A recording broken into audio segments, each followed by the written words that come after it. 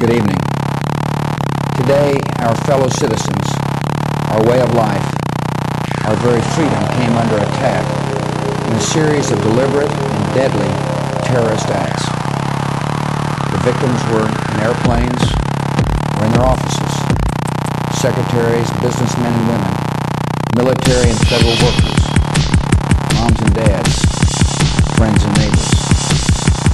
Thousands of lives were suddenly ended by evil, despicable acts of terror. The pictures of airplanes flying into buildings, fires burning, huge structures collapsing, have filled us with disbelief, terrible sadness, and a quiet, unyielding anger. These acts of mass murder were intended to frighten our nation into chaos and retreat. But they have failed. Our country is strong. A great people has been moved to defend a great nation. Terrorist attacks can shake the foundations of our biggest buildings, but they cannot touch the foundation of America.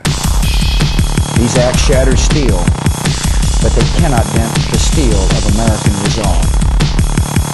America was targeted for attack because we're the brightest beacon for freedom and opportunity in the world, and no one will keep that light from shining.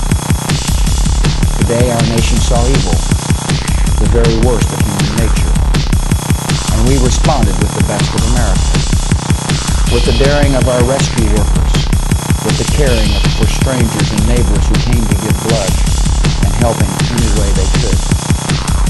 Immediately following the first attack, I implemented our government's emergency response plan. Our military is powerful and it's prepared. Our emergency teams are working in New York City and Washington, D.C. to help with local rescue efforts.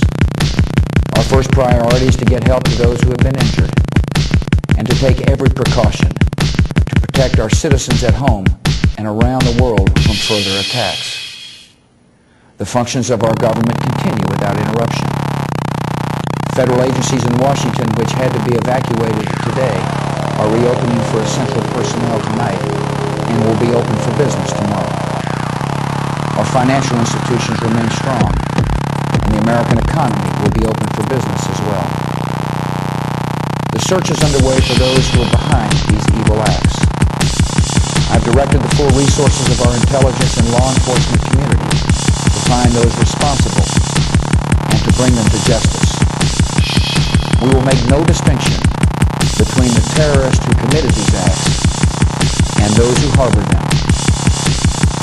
I appreciate so very much the members of Congress who have joined me in strongly condemning these attacks.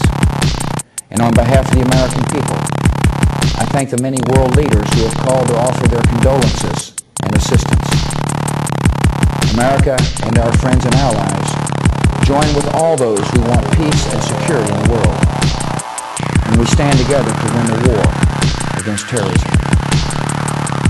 Tonight I ask for your prayers for all those who grieve, for the children whose worlds have been shattered, for all whose sense of safety and security has been threatened. And I pray they will be comforted by a power greater than any of us, spoken through the ages in Psalm 23. Even though I walk through the valley of the shadow of death, I fear no evil, for you are with me. This is a day when all Americans from every walk of life unite in our resolve for justice and peace. America has stood down enemies before, and we will do so this time. None of us will ever forget this day. Yet we go forward to defend freedom and all that is good and just in our world. Thank you.